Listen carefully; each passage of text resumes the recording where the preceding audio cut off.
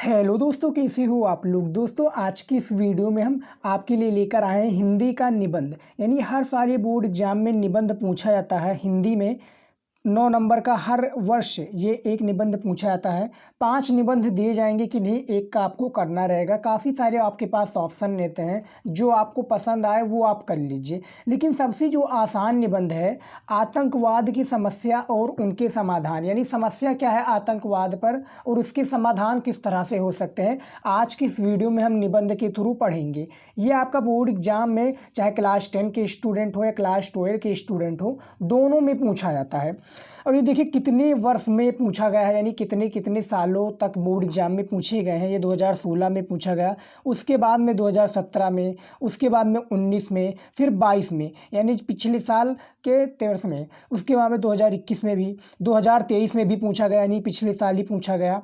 तो ये सारी चीज़ें हैं, आप देख सकते हैं कि किन तरीक़ा से आतंकवाद की जो समस्या और समाधान निबंध है, ये आपका हर साल बोर्ड एग्जाम में पूछा जाता है। तो आज की इस वीडियो में हम इसी को पढ़ने वाले हैं, इसी का पूरा जानकारी देने वाले हैं कि यदि आपका आ जाए तो बोर्ड एग्जाम में आप किस तरह से लिखेंगे।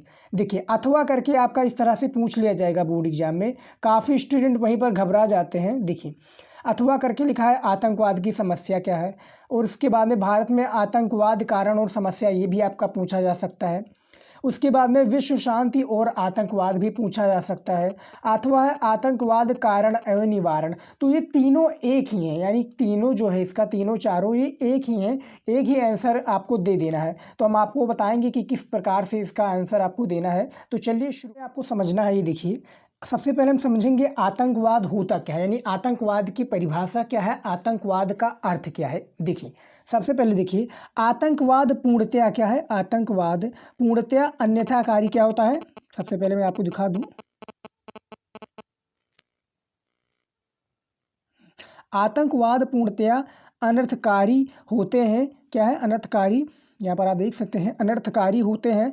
अर्थ में क्या, अर्थ से भरी कद का ये, जिसे क्षेत्रवाद, जातिवाद, क्या है, मजहबवाद और सांप्रदायवाद का क्या है, संप्रदाय जो वाद है, इसका बड़ा भाई भी कहा जाता है या बड़ा भाई कहा जा सकता है। तात्पर्य यह है कि इन क्या है, जो तात्पर्य है, इन सभी वादों का विभक्त रूप से आतंकवाद है। वस्तुतः आतंकवाद एक ऐसी पशु प्रवृत्ति है जिसकी ना कोई जाति है, ना धर्म है, ना समाज है, और ना ही कोई राष्ट्र है। क्या है, ना ही कोई राष्ट्र है। ये तो क्या है, विघटनकारी तत्वों द्वारा स्वार्थधंत होकर किया गया सामूहिक हिंसात्मक प्रयास है, जिसमें राष्ट्रद्रोह के प्रति राग और देशभक्ति के प्रति क्या है, देशभक्ति के प्रति देशभाव मुख्य रूप से होता है। यानी जो आतंकवाद होता है ना, आतंकवाद कोई समाज से रिलेटेड है। ये क्या होता है, आतंकवाद ना कोई जात से रिलेटेड है, ना कोई राष्ट्र है। ये जो होता है आतंकवाद, ये विघटनकारी तत्वों का क्या है, एक समूह है, और इसमें काफ़ी सारी चीज़ें होती हैं ना। इसका कद तो बड़ा होता है। ये क्या होता है, सांप्रदाय का बड़ा भाई भी कहा जा सकता है आतंकवाद को। तो आतंकवाद का यदि आपका अर्थ आ जाए तो आपको लिखना किस प्रकार से, शुरुआत आपको इसी से करना है, या तो परिचय से करना है, यानी इसको इंट्रोडक्शन देना है। तो इंट्रोडक्शन में क्या आ जाता है, वही आपका आ जाता है कि आतंकवाद का अर्थ क्या है। यानी सबसे पहले आपको आतंकवाद के बारे में इसका इंट्रोडक्शन देना होगा, यानी परिचय देना होगा, फिर सारी चीज़ें होंगी। तो यहाँ पर आपका आतंकवाद का अर्थ कंप्लीट हो चुका है। अब हम अगला देखते हैं क्या आ जाता है हमारा। अगला हमारा आ चुका है आतंकवाद के कारण और उद्देश्य। यहाँ पर जैसे बात हो रही है आतंकवाद की समस्या और समाधान, तो सबसे पहले हम कारण देख लेते हैं क्या होता है इसका कारण है। आपको इसी प्रकार से हेडिंग के साथ में सारी चीज़ें लिखनी है। हम आपको जल्दी एक वीडियो में लाने वाले हैं, जिसमें हम लिख कर दिखाएंगे कि आपको बोर्ड एग्जाम में कॉपी किस तरह से लिखनी है, और सारी चीज़ें हम आपको स्पष्टता समझाएंगे। देखिए, आतंकवाद के कारण और उद्देश्य में क्या है, अर्थ क्या है, अर्थ के अंतर्गत प्रस्तुत आतंकवाद के स्वरूप के आधार पर इसके कारण और उद्देश्य स्पष्ट होते हैं। आतंकवादी व्यक्ति मात्र एक क्या है, माध्यम होता है। उसके हाथ और हथियार किसी दूसरे के होते हैं। क्या है, हाथ और हथियार जो होते हैं किसी दूसरे के होते हैं। आतंकवादी को लक्ष्यहीन होता है, उसे दिशा भी दूसरा व्यक्ति ही बताता है। अंतर्राष्ट्रीय प्रगति की दौड़ में प्रत्येक राष्ट्र एक दूसरे के प्रगति पथ पर पत्थर रखना चाहता है। आतंकवाद भी एक पत्थर ही है जो जाति, धर्म, भाषा तथा क्षेत्र आदि को माध्यम बनाकर प्रगति पथ पर गतिरोधक बनाकर रखा जाता है। गतिरोधक पूरे देश में अस्थिरता पैदा करते हैं, जिससे पीछे ऋणता और किसुकता महत्वाकांक्षी होता है। यानी कहने का जो तात्पर्य यहाँ पर है, उसका उद्देश्य जो होता है, ये एक दूसरे के कंधे पर गोली चलाना। यानी हमारा जैसे आतंकवाद सबसे ज़्यादा हमारे देश में आता है पाकिस्तान के द्वारा और चीन के द्वारा। तो भैया हमारा जो पड़ोसी मुल्क पाकिस्तान है वो काफ़ी सारे आतंकवादी भेजता है। तो आतंकवादी वो स्वयं नहीं आते, वो उनकी टीम के द्वारा कहे जाते हैं, उसी को आतंकवादी कहते हैं। यानी उनके द्वारा लाए जाते हैं, इसी को हम क्या कहते हैं, आतंकवादी कहते हैं। अब देखिए भारत में आतंकवाद क्या है, इसको भी समझ लेते हैं। देखिए आतंकवाद की आग में सर्वाधिक पीड़ित देश भारत है। हालत यह आ चुकी है कि 13 दिसंबर 2001 को हमारी संसद पर भी हमला हुआ। यानी जो 13 दिसंबर 2001 को हमारी जो भारत देश में संसद पर भी हमला है, इसकी पाकिस्तानी खुफिया एजेंसी ISI कौन है, जो पाकिस्तानी का जो खुफिया एजेंसी है कौन है, ISI के हाथ में होने की पुष्टि है। ऐसा ही जो मामला है हमारे भारत की जम्मू कश्मीर विधानसभा पर भी हो चुका है। हमारे भारत में आतंकवाद का सिर दिनों दिन उठता ही जा रहा है। पंजाब और असम इन सत्राम से कुछ समय पहले ही बाहर आए। कश्मीर की ऐसी स्थिति है कि वो अपनी व्यथा कथा को सुना नहीं पा रहे हैं, क्योंकि उसके मुंह पर मात्र अपने देश जो अपने देश के देशद्रोहियों के हाथ नहीं, अपितु कई विदेशी देशों का भी हाथ है।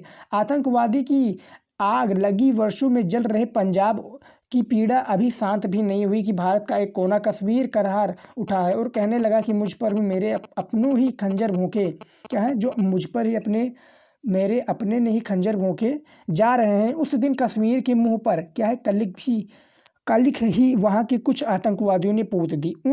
जब उन लोगों ने केंद्रीय गृह मंत्री को युवा अविवाहित पुत्री का अपहरण कर उनकी रिहाई के बदले उनकी कैदी आतंकवादियों को रिहा कर लिया, जो अपनी मुंह की कलिक कश्मीर के कापोल पोतले का प्रयास कर रहे थे। यानी कहने का तात्पर्य जो है स्टूडेंट, भारत का जो आतंकवाद है वो किस तरह से फैला है, आप इसको पढ़ सकते हैं, जूम करके भी पढ़ सकते हैं किस तरह से। ज़्यादा बड़ा आपको लिखना नहीं है, क्योंकि 250 शब्दों में इसका मांग होता है।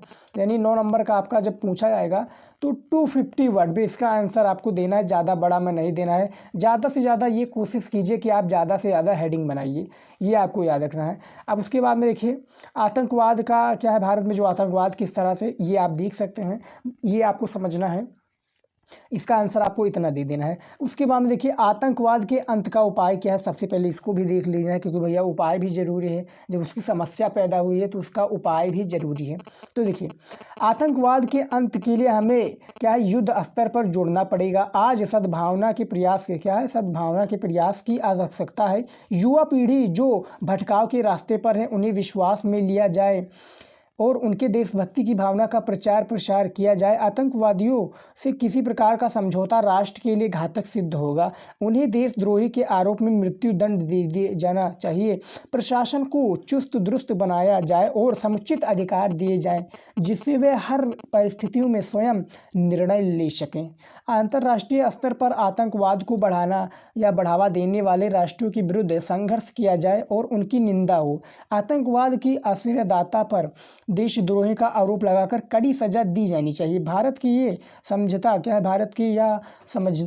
समझता है कि राजनीतिक स्तर पर आतंकवाद की समस्या का समाधान हो तथा उसके लिए आगे बढ़ना चाहिए, लेकिन ये आवश्यकता है कि समझौता सर कटा सके। जो आवश्यकता है, ये समझौतों सर कटा सके लेकिन सर झुका सकता नहीं। सिद्धांत से प्रेरित हो और ऐसा समझौता कठिन हो सकता है किंतु असंभव नहीं। तो ये उपसंहार में भी आपको कि पूरा कंक्लूजन क्या निकलता है, यानी आतंकवाद की जो समस्याओं समाधान है इसका पूरा कंक्लूजन क्या निकलता है, ये आपका उपसंहार में आ जाता है।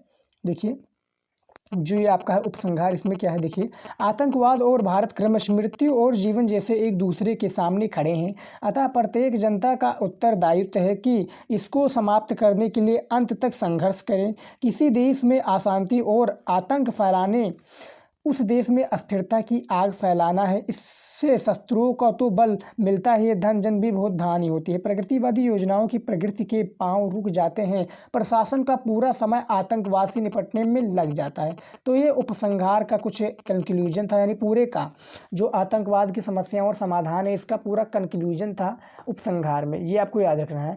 अब देखिए हमने इसमें क्या क्या पढ़ा। आतंकवाद का अर्थ पढ़ा, जो कि आप अपने शब्दों में भी दे सकते हैं। आतंकवाद का कारण क्या है इसको भी आप समझिए, इसको भी आप अपने शब्दों में बता सकते हैं। भारत में आतंकवाद किस तरह से है, किस तरह से फैला हुआ है, आतंकवाद का कहर किस तरह से है भारत में, ये भी आपको समझना है। उसके बाद में क्या, आतंकवाद के अंत का उपाय किस तरह से हो सकता है, यानी इसका समाधान किस तरह से हो सकता है, इसको भी हमने बता दिया। तो ज़्यादा बड़ा नहीं है, छोटा में है, क्योंकि 9 नंबर को आपको लायक है। और 250 शब्दों में लिखना है, ज़्यादा बड़ा नहीं लिखना है आपको देख सकते हैं 250 शब्दों से ज़्यादा आपको नहीं लिखना है, क्योंकि इससे आपको टाइम ज़्यादा वेस्ट मिलेगा। 250 शब्द लिखेंगे तब भी आपको 9 नंबर दिए जाएगा, 500 शब्द लिखेंगे तब भी 9 नंबर दिया जाएगा, उसमें कोई बढ़ेगा नहीं, ये आपको याद रखना है। तो आज की इस वीडियो में दोस्तों बस इतना ही था। आई होप कि आज का ये वीडियो आपको पसंद आया होगा। इस वीडियो में बस इतना ही, मिलता है नेक्स्ट वीडियो में। जय हिंद।